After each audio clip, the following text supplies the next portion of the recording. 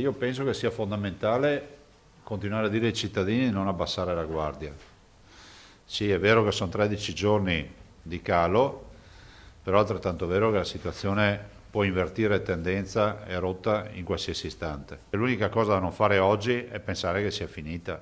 Non è finita, scandisce Zaia guardando la curva epidemiologica in costante discesa da Capodanno, troppe le variabili a cominciare dalle mutazioni del virus, nelle ore in cui lo stesso ministro Speranza ha annunciato le linee guida del nuovo DPCM con la proroga dello stato di emergenza il 30 aprile e il mantenimento del sistema delle fasce. A tal proposito Zaia vede arancione. L'unica cosa che io so ad oggi è che noi avremo la zona arancione.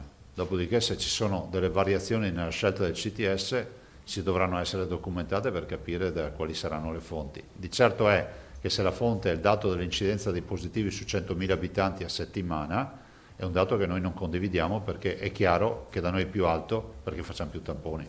Ma è matematico, non è un alibi. Le prossime ore saranno quindi cruciali per capire il colore dell'emergenza, così come il futuro del governo, un caos politico-istituzionale con Zaia che fissa alcuni punti fermi. In questo momento ci vuole senso di responsabilità, lo dice una persona che ha sempre sostenuto che il voto sia sanificatorio.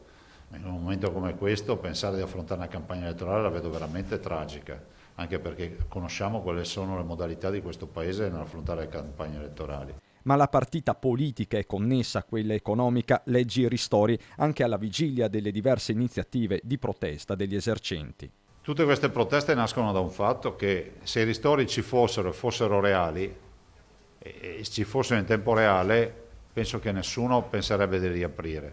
Siccome sono persone per bene, l'unica cosa che chiedo e auspico è che qualsiasi forma di protesta sia, ma so che lo fanno, sia assolutamente rispettosa delle regole della sanità. Mi devono considerare al loro fianco.